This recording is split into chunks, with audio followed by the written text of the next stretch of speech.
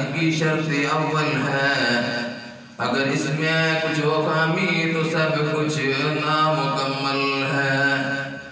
حضور آئے تو سر آفرینش پا گئی دنیا، اندھیروں سے نکل کر روشنی میں آ گئی دنیا۔ ستے چہروں سے رنگ اترا، بجھے چہروں پہ نور آیا۔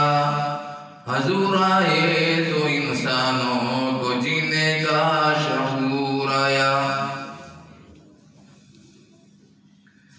شرط ایمان مصطفیٰ سے والہانہ پیار ہے، پیار ہے لیکن پیروی اور پیروی دشوار ہے۔ حضرات گرامی السلام علیکم ورحمۃ اللہ وبرکاتہ۔ محترم حضرات، میں نے آپ کے سامنے قرآن مجید کی سورہ آل عمران کی آیت نمبر 164 تلاوت کی ہے اور حضور صلی اللہ علیہ وسلم کا ایک ارشاد پیش کیا ہے۔ اللہ سے دعا اللہ مجھے قرآن و سنت کے مطابق بیان کرنے کی اور مجھے رائے کو سن کر عمل کی توفیق نصیب فرمائے۔ حضور نبی کریم صلی اللہ علیہ وسلم کی آمد کے متعلق ہم کافی جمعے پر بیان کر رہے ہیں۔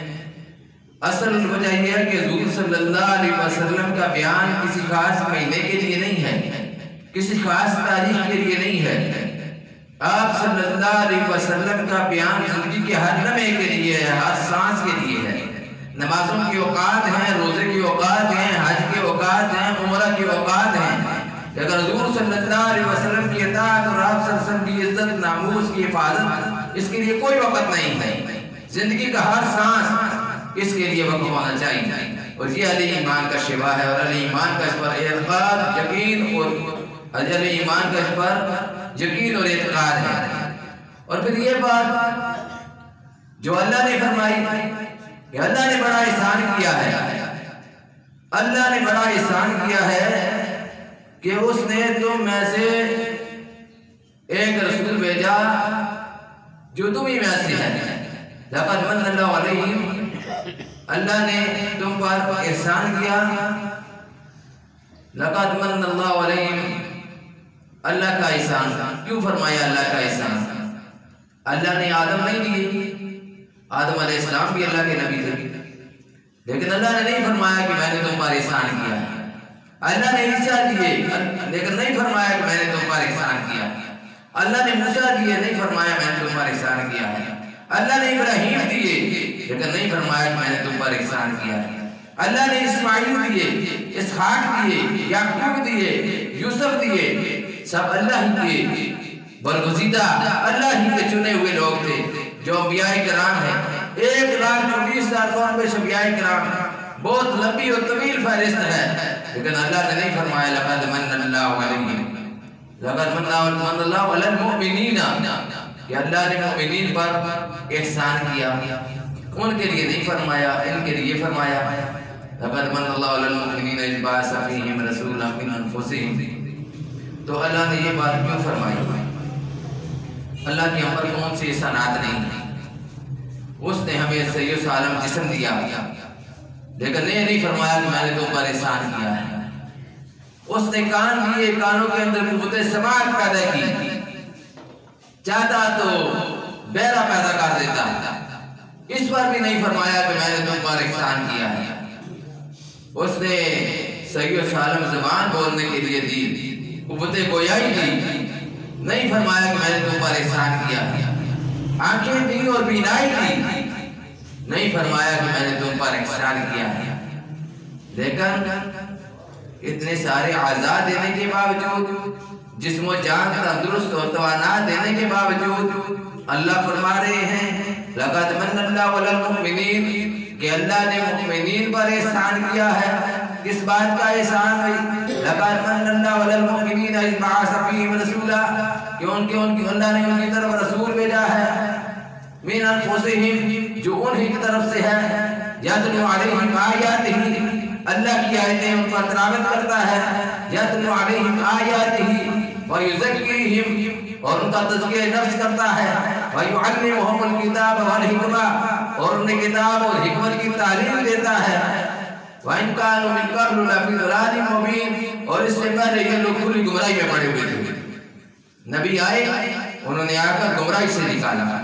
لوگ آگ کے گڑھے کے کنارے پہنچ چکے تھے، دوزخ کے قریب پہنچ چکے تھے. نبی کریم صلی اللہ علیہ وسلم سے آئے اور آپ کے آنے سے لوگوں کو صحیح راستہ ملا، صراط مستقیم نصیب ہوا. اس لیے جتنی بھی اللہ نے چیزیں ہم کو دی ہیں، جو کچھ بھی دیا ہے، بڑا اللہ کا احسان ہے، اللہ کا بڑا شکریہ ہے، لیکن اللہ نے نہیں فرمایا کہ میں نے تم پر یہ احسان کیا ہے. اس لیے اہل ایمان کو اللہ کے ساتھ محبت اور اللہ کے نبی صلی اللہ علیہ وسلم محبت ضرور ہونی چاہیے. یہ بھی بات سمجھ لینی چاہیے کہ ہم اللہ کی محبت کی بات نہیں کرتے، اللہ کے نبی صلی اللہ علیہ وسلم کی محبت کی بات کرتے ہیں. اللہ نے کیا فرمایا قرآن مجید میں؟ وَالَّذِينَ آمَنُوا أَشَدُّ حُبًّا لِلَّهِ، جو لوگ ایمان والے وہ اللہ سے شدید ترین محبت کرتے ہیں. کس سے محبت کرتے ہیں؟ بولو نا، کس سے شدید ترین محبت کرتے ہیں؟ اللہ سے. اللہ نے یہ بات فرمائی، ایمان والوں کی صفت فرمائی. وَمِنَ النَّاسِ مَن يَتَّخِذُ مِن دُونِ اللَّهِ أَندَادًا يُحِبُّونَهُمْ كَحُبِّ اللَّهِ، لوگوں میں اس بات ایسے ہیں جو انسانوں کے ساتھ محبت کرتے ہیں اس طرح جس طرح اللہ کے ساتھ محبت کرنی چاہیے، اس طرح محبت کرتے ہیں. لیکن فرمایا جو ایمان والے ہیں وہ اللہ سے شدید ترین محبت کرتے ہیں. اللہ کی محبت کی بات کبھی کسی سے سنی ہے؟ نہیں سنی. لیکن ہم رسول اللہ صلی اللہ علیہ وسلم سے جو محبت کرتے ہیں وہ کس بنیاد پر کرتے ہیں؟ اللہ کی محبت کی بنیاد پر رسول اللہ سے محبت کرتے ہیں، کیونکہ اللہ نے فرمایا ہے کہ قُلْ إِن كُنتُمْ تُحِبُّونَ اللَّهَ، کہ اے نبی صلی اللہ علیہ وسلم فرما دیجئے اگر تم اللہ سے محبت کرنا چاہتے ہو فَاتَّبِعُونِي، پھر میری پیروی کرو. اب سیکھا محبت کا چل رہا ہے، یہ نہیں فرمایا فَيُحِبُّونِي کہ پھر تم مجھ سے محبت کرو. رسول اللہ سے محبت کرنے کا اس آیت میں نہیں فرمایا کہ رسول اللہ سے محبت کرو. کیا فرمایا؟ فَاتَّبِعُونِي، پھر ان کی پیروی کرو. یہ ہے اللہ سے محبت کا تقاضا. اگر اللہ سے محبت کرنا چاہتے ہو تو محمد رسول اللہ کی اتباع کرو. یحببکم اللہ، پھر اللہ تم سے محبت کرے گا. یغفر لکم ذنوبکم، محبت کے جذبے سے، محبت کی اس اپنی جو اس کے ایک محبت کا محور اور مرکز اللہ کو بنا لینے سے کیا ہوگا؟ اللہ تمہارے گناہوں کو معاف کر دے گا. اللہ گناہ کو معاف کر دے گا. یحببکم اللہ، تم سے محبت کرو گے. یغفر لکم ذنوبکم، تمہارے گناہوں کو معاف کر دے گا. واللہ غفور رحیم، وہ بڑا بخشنے والا مہربان ہے. بات سمجھنے کی ہے. ہم حضور صلی اللہ علیہ وسلم سے محبت کرتے ہیں. بعض لوگوں نے مختلف ایام منتخب کر لیے ہیں. کسی نے محرم کو چن لیا ہے کہ محرم میں حضرت علی رضی اللہ، حضرت امام حسین رضی اللہ تعالیٰ عنہ کا نام لے کر ان سے محبت کی جائے، واویلا کیا جائے، شور مچایا جائے، پیٹا جائے، سینہ کوبی کی جائے، اپنے آپ کو مارا جائے، اپنے آپ کو اذیتوں میں مبتلا کیا جائے. اور یہ محبت حسین ہے، اور محبت حسین ہم کو جنت میں لے جائے گی. کسی نے یہ شور مچایا، کسی نے ربیع الاول میں شور مچایا کہ ربیع الاول کا مہینہ ہے. کسی کو دیکھا آپ نے رمضان میں شور مچاتے ہوئے؟ رمضان میں شور نہیں، رمضان میں سوگ باز لوگ مناتے ہیں کہ رمضان کا مہینہ آ گیا، ایک مہینہ بھوکے پیاسے رہنا پڑے. لوگوں کے سامنے منہ نہیں مارنا، چھپ چھپ کر کھانا کھانا.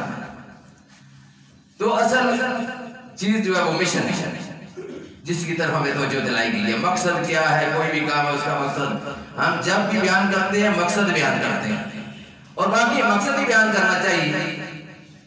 یہ مسجد ہے، اس میں آنے کا مقصد کیا ہے؟ اب اگر کوئی آدمی، جیسا کہ آج کل رواج ہے کہ ربیع الاول کے مہینے میں لوگ میلاد میلاد میلاد میلاد پکارتے ہیں، حالانکہ کوئی بھی اس کا انکار نہیں کرتا، سب لوگ مانتے ہیں اس کو.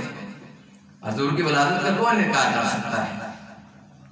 میلاد کا مطلب یہ ہے مفہوم یہ کہ پیدائش، پیدا ہونا، اس کا کوئی انکار نہیں کر سکتا. واویلا کرنے کا کیا مقصد؟ واویلا اس بات پر کیا جائے، شور اس بات پر مچایا جائے جو کوئی بات کوئی نہیں مان رہا. سارے مانتے ہیں، کافر بھی مانتے ہیں، ابو لہب بھی مانتا ہے، ابو جہل بھی مانتا ہے، ہندو سکھ عیسائی بھی مانتے ہیں. باہر کھڑا ہو کر ایک آدمی مسجد کے گیٹ کے باہر کھڑا کر پکارنا شروع کر دے، مسجد ہے، یہ مسجد ہے، یہ مسجد ہے.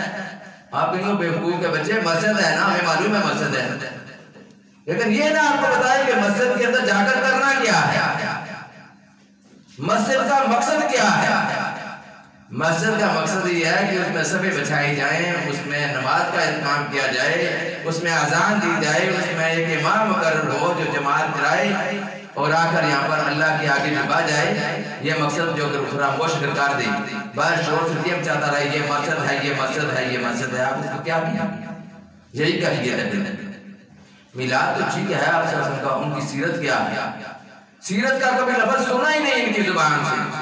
سیرت اصل چیز ہے جس کو انسان کو کنارے پر لگاتے ہیں، اور اسی بات کے متعلق اللہ نے فرمایا لَقَدْ كَانَ لَكُمْ فِي رَسُولِ اللَّهِ أُسْوَةٌ حَسَنَةٌ، تمہارے لیے رسول اللہ کی زندگی میں بہترین نمونہ ہے۔ تو قوت عشق سے پست کو بالا کر دے، دہر میں اس میں محمد سے اجالا کر دے۔ لیکن وہ قوت عشق کیا ہے؟ مسلمان تو آج کل اس طرح ہے کہ قوت عشق کی آگ ہدیر ہے، مسلمان نہیں راہ کا ڈیر ہے۔ وہ عشق ہے ہی نہیں ہے جو صحابہ کرام کو عشق ہے، جس کو علامہ اقبال نے عشق فرمایا ہے اپنے شعر میں، وہ عشق ہے جو صحابہ کرام کا۔ وہ بلال رضی اللہ تعالیٰ عنہ کا عشق ہے، وہ صدیق اکبر رضی اللہ تعالیٰ عنہ، وہ فاروق اعظم رضی اللہ تعالیٰ عنہ، عثمان غنی رضی اللہ تعالیٰ عنہ، شیر خدا حضرت علی رضی اللہ تعالیٰ عنہ، یہ ان کا عشق ہے جو گویا کہ قوت عشق سے پست کو بالا کر دے، ہر میں اس میں محمد سے اجالا کر دے۔ تو بات اور یہ کہ اصل بات مقصد کی ہوتی ہے، بات کا مقصد کیا ہے؟ حضور کی پیدائش ہوئی ہے، اس کا مقصد کیا ہے؟ اللہ نے فرمایا وَالَّذِي أَرْسَلَ رَسُولَهُ بِالْهُدَىٰ، اللہ وہی ہے جس نے اپنے رسول کو ہدایت دے کر بھیجا ہے۔ وَالَّذِي أَرْسَلَ رَسُولَهُ بِالْهُدَىٰ وَدِينِ الْحَقِّ، اور دین حق دے کر بھیجا ہے، لِيُظْهِرَهُ عَلَى الدِّينِ كُلِّهِ، تاکہ اس دین کو دنیا کے سارے دینوں پر غالب کر، اس دین کو ساری دنیا کے دینوں پر غالب کر دے۔ لِيُظْهِرَهُ عَلَى الدِّينِ كُلِّهِ، ایک جگہ فرمایا وَكَفَىٰ بِاللَّهِ شَهِيدًا، اور اس بات پر اللہ ہی گواہ کافی ہے۔ ایک جگہ فرمایا وَلَوْ كَرِهَ الْمُشْرِكُونَ، اگرچہ مشرکین کو کتنا ہی ناگوار گزرے، اللہ کا دین غالب ہو کر رہے گا اور اس کو غالب ہونا ہے، اس لیے کہ اللہ نے نبی کو بھیجا اسی مقصد کے لیے، اور اللہ کا یہ فیصلہ ہے کہ اللہ کے دین کو غالب کرنا ہے۔ اب اس کے لیے ہم کیا کوشش کر رہے ہیں؟ وہ مقصد ہے، ایک مقصد ہے، دنیا میں کون سا دین غالب ہے؟ اسلام غالب ہے دنیا میں، کسی ایک ملک میں بھی اسلام کی حکمرانی نہیں، پوری دنیا میں مسلمانوں کو یہ بات سمجھائی نہیں گئی، یا وہ سمجھ ہی نہیں سکے کہ دین کا غلبہ کیا ہے۔ دین کا غلبہ یہ کہ مسجد سے لے کر تخت شاہی تک اسلام کی حکمرانی کرتی، پارلیمنٹ ہاؤس، اسمبلیاں، تھانے، کچہریاں، عدالتیں، فیصلوں کی ہر جگہ وہاں پر کس کا حکم جاری و ساری ہو؟ نظام مصطفیٰ جاری و ساری۔ اور یہ ہے رسول اللہ کے آنے کا مقصد، اور اللہ کے جتنے بھی نبی آئے ہیں انہوں نے آ کر اسی مقصد کی طرف توجہ دلائی، لوگوں کو، انسانوں کی غلامیوں سے نکال کر اللہ کی غلامی میں دیا، اور لوگوں کو بتایا کہ اصل مقصد اور مشن یہ ہے۔ ہم کیا کرتے ہیں؟ 4 دن نعرے مارے، بس اس کے بعد ختم۔ حضور صلی اللہ علیہ وسلم کسی مہینے کے لیے نہیں آئے، ہماری پوری زندگی ہر لمحہ 12 ربیع الاول ہونا چاہیے۔ 12 ربیع الاول کا مفہوم یہ ہے کہ اپنی زندگی کو سیرت کے مطابق گزارنے کی کوشش کریں۔ اب نعرے جو لگاتے ہیں غلامی رسول میں موت بھی قبول ہے، آپ نے دیکھا یہ بڑا مشہور معروف نعرہ ہے، لیکن آپ کو معلوم ہوگا، دیکھا ہوگا ہماری زندگیاں کس طرح گزر رہی ہیں۔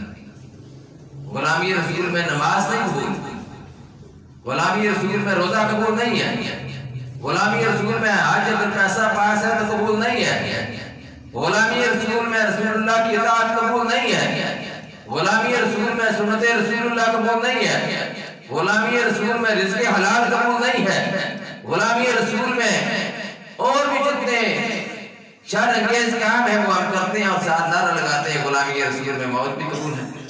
آپ خود فیصلہ کریں کہ جو آدمی قرآن کی تلاوت کرنا اس کی زندگی کا مقصد نہ ہو، کہ اس کو یہ چاہیے کہنا کہ غلامی رسول میں مجھے نماز قبول ہے، غلامی رسول میں مجھے روزہ حج زکوٰۃ قبول ہے، غلامی رسول میں مجھے قرآن مجید کی تلاوت قبول ہے، غلامی رسول میں مجھے سچ بولنا قبول ہے، غلامی رسول میں جھوٹ سے بچنا مجھے قبول ہے، غیبت نہ کرنا مجھے قبول ہے، اور جتنے بھی گناہ اس معاشرے کے اندر ہو رہے ہیں، جو بڑے بڑے گناہ، کبیرہ گناہ، ان سب کی ایک فہرست ہے۔ اس کی زندگی کا مقصد یہ ہونا چاہیے کہ رسول اللہ کی غلامی میں وہ سارے گناہ چھوڑنا مجھے قبول ہے، گناہوں پر چلنا میرے لیے ہلاکت اور موت ہے۔ تو رسول اللہ کے اسوہ کے مطابق زندگی گزارنا سیکھنی چاہیے۔ صحابہ نے تو سیکھی تھی، ہم کیوں نہیں سیکھتے؟ صحابہ نے سیکھی تھی، کون سی بات جس پر انہوں نے عمل نہیں کیا تھا؟ صحابہ سنت کو سنت سمجھ کر زندگی گزارتے تھے، اور ہم کہتے ہیں کہ یہ کام سنت ہے اس لیے کرنا کیا تو کوئی بات خیر میں، سنت یا خیر میں ہماری شادیاں، ہمارے بیاہ، ہمارے نکاح، ہمارے مرنے، ہمارے جینے کے جتنے افعال و اعمال ہیں، کیا وہ سنت رسول اللہ کے مطابق ہیں؟ ہم مسلمان ہیں نا، ہمیں سوچنا تو چاہیے نا کہ ہم اگر مسلمان ہی ہیں تو ہمارے یہ سارے اعمال، یہ افعال سنت رسول اللہ کے مطابق ہیں۔ اگر سنت رسول اللہ کے مطابق نہیں، ہم نے سنت کی قدر نہیں کی، سنت کو اہمیت نہیں دی، اس کی طرف توجہ نہیں کی، تو آج ہم کر سکتے ہیں، ابھی ہم زندہ ہیں، سلامت ہیں، ابھی وقت ہے، توبہ کا دروازہ کھلا ہوا ہے، لیکن جب یہ توبہ کا دروازہ بند ہو گیا پھر مشکل ہو جائے گا۔ صحابہ تلاش میں رہتے تھے کہ حضور صلی اللہ علیہ وسلم کا کون کون سا کام کرنا سنت ہے، پھر اس پر عمل کرتے تھے، اس کو ضرور سمجھتے تھے کہ ہم نہیں کرنا ہے۔ ہمیں بھی یہ کوشش کرتے چاہیے کہ صحابہ کرام جس طرح اللہ کے نبی صلی اللہ علیہ وسلم کی سنتوں پر عمل کرتے تھے، ہم بھی اپنی زندگی کو سنتوں سے مزین کریں۔ ہمارا یہ کام ہونا چاہیے کہ دیکھیں کہ حضور صلی اللہ علیہ وسلم نے کون کون سا کام کیا، اپنا لباس، اپنی چال ڈال، اپنا بیٹھنا، اپنا اٹھنا، چلنا پھرنا سنت رسول اللہ کے مطابق ہے۔ اگر تو مطابق ہے پھر الحمدللہ، لیکن اگر نہیں مطابق، کوشش تو کرنی چاہیے۔ اگر ہم کوشش بھی نہ کریں، بیٹھے رہیں یا اس کے خلاف ہی چلنے کو اپنی زندگی کا مقصد بنانے کے خلاف ہی چلنا، جڑا کام ہے کوٹائی کرنا ہے، تو پھر تو ہمیں گناہ ہوگا، اس کی پکڑ ہوگی کہ رسول اللہ کی سنت کو اتنی امیر کی نہیں دی۔ محبت کا دعویٰ تھا لیکن دعویٰ جھوٹا تھا، دعوے کو سچا کیوں نہیں کیا؟ کسی آدمی کے ساتھ یہ معاملہ اگر بندہ کوئی کرے تو وہ آدمی ناراض ہو جاتا ہے کہ میرے ساتھ یہ کر کچھ رہا ہے، کیا کچھ رہا ہے، نعرے میرے نکال رہا ہے، محبت کا وبیلہ کر رہا ہے، محبت کا ڈھول پیٹ رہا ہے، میری بات ایک نہیں مانتا۔ میں کہتا ہوں کہ یہ کام کرو، وہ کام وہ کرتا نہیں۔ یہی بات رسول اللہ صلی اللہ علیہ وسلم کے ساتھ، اس کو مذاق بنا دیا گیا ہے محبت کو، اور اللہ کے نبی کے ساتھ اس بات کو مذاق بنایا گیا ہے۔ حضور فرماتے ہیں پورا دعائیں گے پھر صلاۃ، نماز میری آنکھوں کی ٹھنڈک ہے، نماز پڑھتے نہیں۔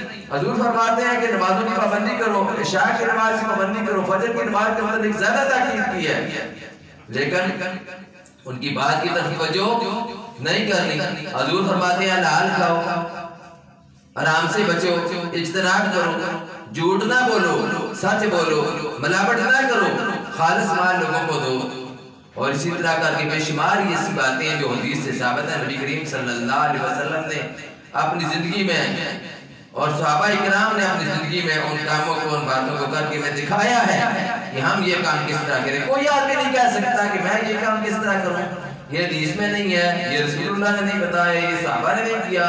پوری زندگی اس لیے رسول اللہ کی ہمارے لیے نمونہ ہے کہ انہوں نے ہر کام کیا ہے۔ اب ہم ایسے بے شمار لوگ ہیں جن کو پاکی اور ناپاکی کے مسائل نہیں پتا ہوں گے، باقی مسائل تو بعد کی بات ہے، ان کو بھی سنت کے مطابق کرنا۔ رسول اللہ صلی اللہ علیہ وسلم کی زندگی کس لیے ہمارے لیے نمونہ ہے؟ اس لیے تو نمونہ ہے کہ ہم نے ان کو دیکھ کر اپنی زندگی کو صحیح معنوں میں استوار کرنا ہے۔ تو حضور صلی اللہ علیہ وسلم کے صحابہ جن کو حضور صلی اللہ علیہ وسلم کے ساتھ محبت تھی، عشق تھا، ان میں ایک صحابی ہیں حضرت عبداللہ بن زید رضی اللہ تعالیٰ عنہ۔ یہ رسول اللہ صلی اللہ علیہ وسلم کی زیارت کے لیے روزانہ آتے تھے، ہر روز زیارت کرنے کے لیے آتے تھے، آپ کی خدمت میں تشریف لاتے۔ جب آپ صلی اللہ علیہ وسلم وفات پا گئے، دنیا سے چلے گئے، تو پھر انہوں نے اللہ سے دعا کی کہ یا اللہ میری بصارت کو ختم کر دے، میری آنکھوں کی روشنی کو ختم کر دے، نور کو ختم کر دے، میری آنکھیں اب کسی کام کی نہیں ہیں۔ کہ میں پہلے ان آنکھوں سے رسول اللہ صلی اللہ علیہ وسلم کی زیارت کرتا تھا، یا اللہ میری ان آنکھوں کو ختم کر دیتا۔ ان لوگوں کو اس حد تک محبت اور عشق تھا۔ صحابہ کرام کے واقعات پچھلے جمعہ بیان کیے تھے کہ کس قدر ان کے دلوں کے اندر حضور صلی اللہ علیہ وسلم کی محبت، حضور کی سنت کی محبت جلوہ گر تھی، اور ہمارے لیے یہ ایک نمونہ ہے، تو اس کو اختیار کرنے کی کوشش کرنی چاہیے۔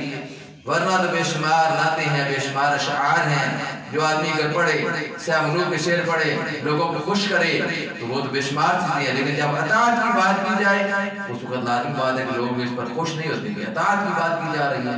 ہمیں یہ بتایا جا رہا ہے کہ حلال کھاؤ، حرام سے اجتناب کرو، ہمیں یہ کہا جا رہا ہے کہ نمازوں کی پابندی کرو، زکوٰۃ کی ادائیگی کی پابندی کرو، رسول اللہ کی ایک سنت کو زندہ کرو، اور آج کے دور میں رسول اللہ کی سنت کو زندہ کرنا، فرمایا من تمسک بسنتی عند فساد امتی فله اجر شہید، جس نے میری امت کے فساد کے وقت، بگاڑ کے وقت میری ایک سنت کو زندہ کیا، اس کو 100 شہیدوں کا ثواب ملے گا۔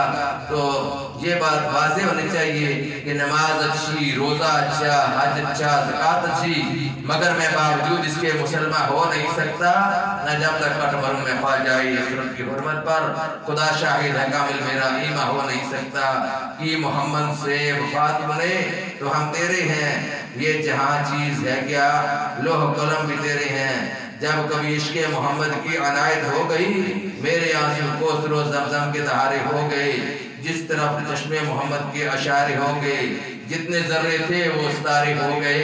رسول اللہ صلی اللہ علیہ وسلم نے اپنی زندگی میں جس پر نظر کرم کی، ان کی زندگیاں تبدیل ہوتی گئیں اور وہ ایمان کی طرف بڑھتے چلے گئے۔ مختصراً بات کی ہے کہ لا یمکن صداء کما کان حقہ بعد خدا بزرگ تو ایک قصہ مختصر کہ اللہ کی ثنا کے بعد محمد رسول اللہ صلی اللہ علیہ وسلم کی تعریف و توصیف ہے، اس کے بعد اور کچھ بھی نہیں ہے۔ سب سے پہلے اللہ کی ذات، اس کے بعد اگر کوئی ذات تعریف و توصیف کے لائق ہے تو وہ محمد رسول اللہ صلی اللہ علیہ وسلم کی ذات ہے۔ اللہ سے دعا ہے ہمیں عمل کی توفیق نصیب فرمائے۔ وآخر دعوانا الحمدللہ رب العالمین۔